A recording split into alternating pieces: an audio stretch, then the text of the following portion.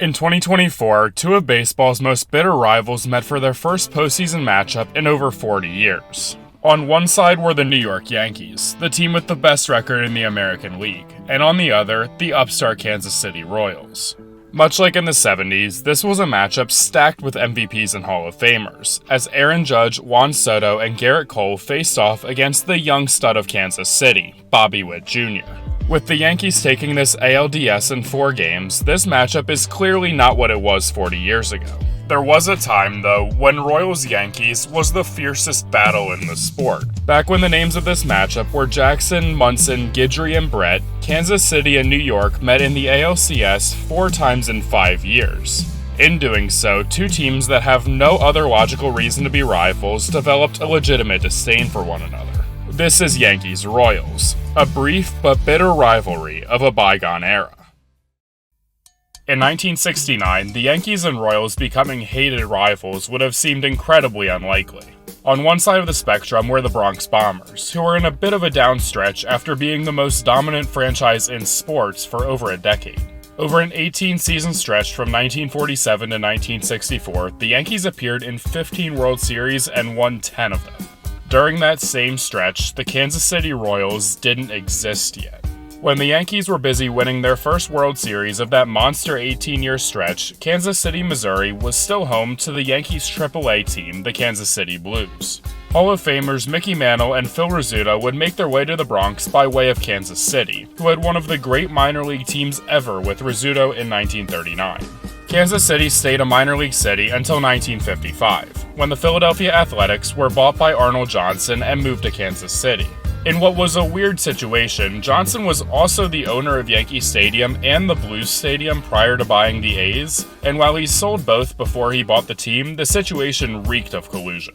Under Johnson, the A's were bad every year, and worse yet, traded many key players to the Yankees. In trading players such as Roger Maris, Bobby Shantz, and Clete Boyer to the Bronx, the A's directly helped the Yankees maintain their dynasty. On their 1961 team that won 109 games, for example, New York had 10 former A's. Even with a major league team in the city, Kansas City was still just a minor league feeder team for the Yankees. When Johnson passed away and Charlie Finley bought the team was gone for Oakland within the decade. I talked about all that because it explains how the Kansas City Royals came to be in 1969.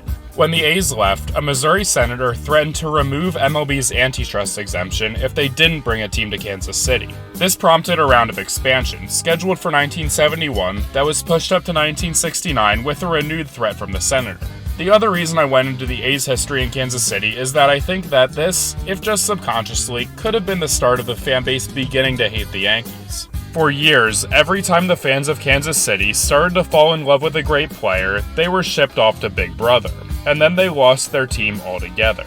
Everyone in America was tired of the Yankees by the mid-60s, and the fans of KC were watching their team get little brothered as much as anyone. When their new franchise rose up to challenge the evil empire, they were ready.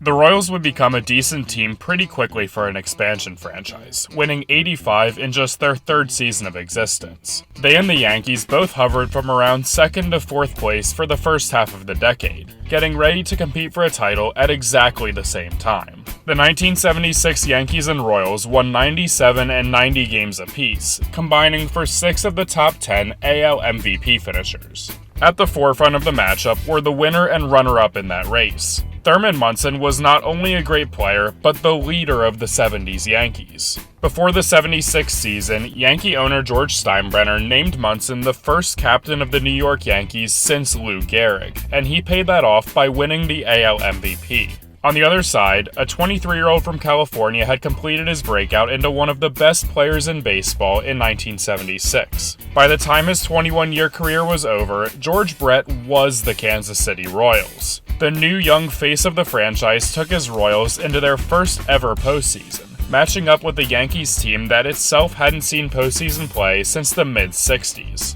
Game 1 of the 76 ALCS brought playoff baseball to Royal Stadium for the first time. In front of a sellout crowd of 41,077 fans, the baseball world was introduced for the first time on this stage to the competitive advantages of being the Yankees. Over the last 50 or so years, we as fans have grown accustomed to the Yankees spending big money to land free agents. On New Year's Eve 1974, Catfish Hunter became the first one, both the first ever free agent in baseball and the first big-name free agent to find himself in pinstripes. For 5 years and $32 million, the reigning Cy Young winner and future Hall of Famer was on his way to the Bronx. While he would decline quickly after his first season in New York, Hunter still had enough left in the tank for a big postseason performance. Kansas City had been one of the teams said to have had a serious shot at Hunter's services, and in Game 1 of the 1976 ALCS, he diced them up for 9 innings. It was a complete game, 1 run, 5 strikeout performance, and the Yankees led their first Royals matchup 1-0. The teams alternated wins and losses from there to get themselves to a winner-take-all Game 5, and the first notable moments in this rivalry. A back-and-forth start culminated in a 6-3 Yankee lead going into the 8th inning, with New York just 6 outs away from returning to the World Series. 2 singles to start the 8th set the stage for the young George Brett. What happened next was the first great moment in Royals history. High drive, hit to right field. Home run. It's gone. This was a really great moment in Royals baseball, and one that could have catapulted them to their first ever championship. The problem was, it only tied the game. Kansas City pitching made it through the Yankees' top 3 in order in the bottom of the 8th, but they still had to get through Chris Chambliss in the 9th. Delivers high drive, hits to right center field. That's gone. It is gone. Chris Chambliss has won the American League pennant for the New York Yankees. A thrilling, dramatic game with overtones of that great 6th game in the World Series a year ago, and then the 7th game too. After being swept by the Big Red Machine in the World Series, George Steinbrenner decided to make another splash in this new free agency thing. There were good options, like Bobby Grich and Don Baylor, in baseball's first full free agent class, but none had the skill and star power of Reggie Jackson. The future Hall of Famer had already won an MVP and 3 World Series in Oakland before spending a rental year in Baltimore in 1976. Now he too was in pinstripes. Jackson was a bona fide superstar, with the personality to relish the New York spotlight and the talent to live up to the hype. If anyone was checking, these are now 2 Hall of Famers who began their careers in Kansas City, won championships and awards in Oakland, and found themselves in New York via free agency. It wasn't all sunshine and rainbows in the Bronx, and this Yankees team would have so much drama that there was a book and a TV series made about them. But this video isn't really about that. For the purposes of this video, all you really need to know is that the Jackson signing ruffled a lot of feathers, specifically with Munson and their manager Billy Martin, who had to be restrained from Jackson on national TV after pulling him from a game. Still, the Yankees won 100 games that year to win the AL East. By comparison to what was happening in New York, the 77 Royals were a pretty boring, dominant team. 25-year-old right fielder Al Cowens broke out for Kansas City that year, finishing second in MVP to Rod Carew, and George Brett continued being George Brett. Starting on August 17th and lasting over a month, the 77 Royals became the only team in the live ball era to win 35 in a 39-game stretch. In catching fire for over a month like no team has in the last century, Kansas City jumped from 4th place to a commanding lead in the AL West. While they would sputter slightly entering the postseason, the Royals headed into their ALCS rematch as winners of a Major League Best 102. With the rematch came a real sense of rivalry. The beginning of this series, much like the year prior, alternated wins and losses, with games 1 and 3 going to Kansas City and game 2 going to New York. Within these games was a clear display of the increased tension between these 2 teams. In Game 2, Hal McRae broke up a double play with what was less of a slide and more of a hip check. 2 games later, Greg Nettles got retribution, hit-sticking Frank White on second base to get a run for the Yankees. Both these plays were legal in the 70s, and the announcers on the games don't really seem to think they're dirty plays. On the clip where Nettles is breaking up the double play, the color commentator says it's a good play by Nettles. Greg Nettles with the block, and that made the runner safe at first base. Good play by Nettles. After the 77 season, this kind of takeout slide would be banned by MLB, in what is known as the Hal McRae rule. In its time, though, this seemingly blatant obstruction led to runs that counted in both cases. But the Yankees still had to win the rest of that Game 4. Scheduled to start that game for the Royals was left-handed pitcher Larry Gura.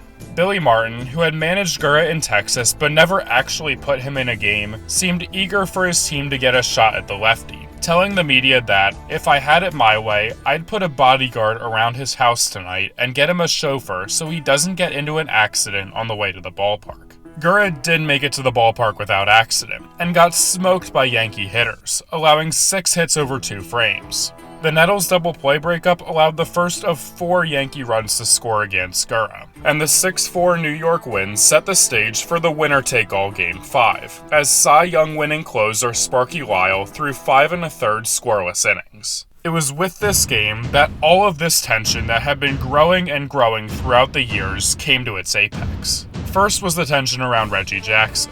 In Game 5, with a lefty on the mound and Jackson slumping through the series thus far, Billy Martin benched his $3 million superstar. I know that he wasn't Mr. October yet and was 1 for 15 in the series, but this was a baffling decision. It wasn't even like Jackson was bad against lefties. In 1977, he hit .278 with an .899 OPS against left-handed pitching. The lefty they were facing wasn't bad or anything, but he struck out just 3.9 batters per 9 that year. Not exactly Randy Johnson on the mound for Kansas City. But Billy Martin didn't like Reggie Jackson, and Jackson had been struggling a bit in the series, so Paul Blair it was in right for Game 5. After a 1-2-3 top of the first for the Yankee offense, McRae reached with 1 out in the bottom half to bring George Brett to the plate. On a 2-2 pitch, Brett ripped one in the right center gap. With McRae scoring standing up, Brett rounded second and kept turning for third. As the throw gets to third, we're gonna slow things down. Brett reaches the bag safely, just under the glove of Greg Nettles. Brett may have been the best third baseman in the American League, but during the years of this rivalry, Nettles was the clear number 2. He was also, if the takeout slide the night earlier was any indication, a pretty hard-nosed ball player. As Brett comes up from his slide, he falls forward, shoving Nettles away from him. Nettles responds by kicking his hot corner counterpart in the face. As Brett stands up to confront Nettles for doing that, you can see Ron Guidry stepping towards the fracas that is about to happen. Guidry is today's starting pitcher, finishing out a season where he broke out in one of baseball's premier arms. After Brett throws a haymaker at Nettles, Guidry and Nettles combine for the takedown of Brett. Now you have your starting pitcher at the bottom of the scrum, with 2 of the best position players on either side as the bench is clear. When the dust settled, there were somehow no ejections from this scrum. Nettles and Brett both stayed in the game after this. Guidry would get pulled after 2 1/3, allowing 3 runs and leaving the game down 3-1. It would stay that way until the 8th inning, with Kansas City up by 2 runs and 5 outs away from their first pennant. If there's a nice thing about benching Reggie Jackson in a winner-take-all game, it's that you have Reggie Jackson available to pinch hit. After 2 singles made it first and third with 1 out in the top of the 8th, Jackson was called upon to hit for DH Cliff Johnson. His ensuing single would cut the Yankee lead to 1 going into the 9th inning, and spell vindication for the high-priced star in his feud with his manager. With Kansas City ace and 20-game winner Dennis Leonard coming in to close it out on 1 day's rest, New York put up 3 to win the game and win the series. As one Kansas City sports writer wrote after watching the Royals blow a 2-run Game 5 lead, "Truth doesn't prevail. There is no justice." The 1978 Kansas City Royals had yet another Royals season, winning 92 games to roll to their 3rd straight division title. It was Amos Otis that this time landed a 7-WAR season and top 5 MVP finish alongside Brett, and 3 Royal starters tied for 7th in Cy Young voting. But none of that really mattered anymore. After losing the pennant in the last inning of Game 5 in back-to-back years, it was all about getting it done in October, as the Royals looked to see who came out of the East. After being the 2nd player to ever hit 3 home runs in a game and first ever to hit 5 in a series during the 1977 Fall Classic, Reggie Jackson led the Yankees into a title defense that was again extremely turbulent. The Yankees sputtered into the summer, trailing by up to 14 games in the AL East, as further tension around Billy Martin came to another breaking point. After yet another spat with Jackson and more meddling from Steinbrenner, Martin told the media that, quote, "The 2 of them deserve each other. One's a born liar, the other's convicted." This, of course, referencing Jackson and Steinbrenner. The next day, he resigned as manager of the New York Yankees. When Martin resigned, the Yankees sat at 52-42. Under the much more low-key Bob Lemon, the Yankees surged to a 48-20 end of their season, bringing the division to a tie on September 10th with a 4-game sweep of the Red Sox known as the Boston Massacre. The Yankees and Red Sox would meet in a 1-game tiebreaker to decide the East, with the Yankees coming out on top on the back of a 3-run home run from 9-hole hitter Bucky Dent. So it was the Trilogy, the third act of an incredible 3-year drama between these two teams. The first installment had been a classic, and the second had been even better.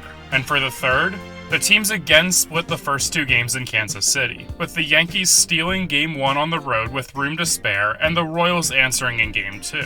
In Game 3, George Brett channeled his best Mr. October, crushing 3 solo shots at Yankee Stadium to take a lead into the 8th of this pivotal game. It was in the 8th that the Yankee captain answered, a 2-run shot off the bat of Munson to take the lead for good. Yankees lead 2-1 heading into Game 4. Coming up in Game 4 was a matchup of aces, as Dennis Leonard, coming off of his second straight 20-win season, faced off against Ron Guidry. 78 was not just a career year for Guidry, but one of the best of the decade. Guidry posted the best ERA of any qualified pitcher in the 70s, and also led his league in wins, FIP, WAR, and WHIP, on his way to unanimously winning the Cy Young. In a potential closeout game, Guidry delivered 8 innings of 1-run ball, giving the ball to Gossage, New York's 3rd Hall of Fame free agent signee in 3 years, to close it out. Dennis Leonard had kept Kansas City in the game, throwing 8 innings of 2-run ball in his own right to keep it a 1-run affair, but his offense wasn't able to muster anything against Gossage in the 9th. For the 3rd straight year, it was New York over Kansas City in the ALCS. The same 4 teams that had played for the league championships each of the last 2 years all missed the postseason in 1979. It seemed like a real potential end to the rivalry, as both Kansas City and New York failed to break 90 wins. Then George Brett went ballistic. For much of the 1980 season, Brett flirted with becoming the first player to hit 400 since Ted Williams, eventually settling for 390 and a sweep of the MLB lead in every triple slash number. This might be the greatest season ever by a third baseman. In the modern era, no third baseman has posted a higher average slugging OPS or OPS plus than 1980 George Brett. Alongside an 8-WAR season from Willie Wilson, Brett led his Royals to a 4th Western Division title in 5 years. Coming on the other side was a familiar foe. The Yankees entered Kansas City as winners of a Major League Best 103, with Reggie Jackson finishing runner-up to Brett in MVP voting. But there were 2 key crucial differences. Billy Martin had been rehired in 1979, only to be fired again when the Yankees missed the postseason. Managing the Yankees instead was Dick Howser.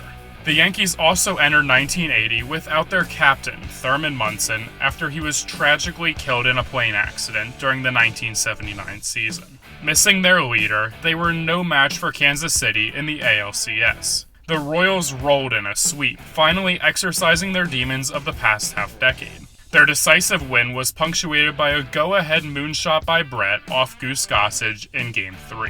The 1980 ALCS would be the last postseason matchup for the Royals and Yankees until 2024, a 44-year hiatus. They would get one last chance to exercise their hatred for each other in 1983. Okay, so this is the part of the video where I was supposed to talk about the Pine Tar game, but no matter what I did, MLB claimed this part of the video. If you want to learn more about it, I'll put some stuff in the description. At the time when this happened, these 2 teams both looked like they were coming close to the end of their championship windows. With both teams missing the postseason in 82 and 83, it looked like there was a real chance the Royals never got a title in the Brett era. With as many postseason opportunities as they had, not getting a single ring in this run would be a pretty major disappointment. That's why, for these Royals, it's so important what happened in... The 1985 Royals enjoyed one final parting gift from the Yankees in this rivalry. After Kansas City had swept New York in the 1980 ALCS, George Steinbrenner had fired Dick Howser, one of way too many managerial changes the Yankees underwent around this time. Howser had then taken the job with the Royals, who had also fired their manager midway through 1981. Many of the pieces were different, and much of the 70s core was aged or gone, but the Royals with Brett finally got it.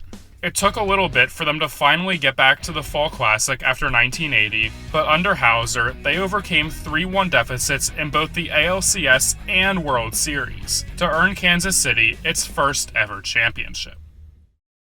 When you look at the scope of baseball, the Royals franchise doesn't sound like one that would be rivals with the Yankees. A small market, Midwestern expansion franchise doesn't exactly make for a likely rival with the premier New York brand. But for a few years, there wasn't a matchup that was more heated than Yankees-Royals. For one brief moment in time, Kansas City versus New York was the matchup in the American League, and the two teams hated one another. George Brett, years later, said, "I hate the Yankees. I still hate them, and you know what? They still hate me." For 5 years, these two teams were entwined in what Rustin Dodd of The Athletic refers to as a blood feud. But in the time since, this rivalry has kind of been lost in time. What was for a period the best rivalry in the sport is these days pretty sparsely acknowledged outside of the cities that hosted it. Of the nearly 200 full games that Major League Baseball has up on their MLB Vault YouTube channel, none of them are from the ALCS matchups between these two teams. The only sign this rivalry ever existed on that channel was the Pine Tar game. This is a matchup that had 2 series decided in the final inning of a winner-take-all game. Sure, there have been rivalries that have lasted longer and had more notable stuff happen. But from 1976 until the early 80s, for my money, there was nothing better in baseball than Yankees-Royals. With these two franchises finally meeting again in the postseason last year, maybe there's potential for it to be rekindled, at least a little bit. There was even a benches clearing incident in that 2024 ALDS, although nothing really actually happened. It may never be what it once was, but maybe, just maybe, the Yankees-Royals rivalry will come to life once again.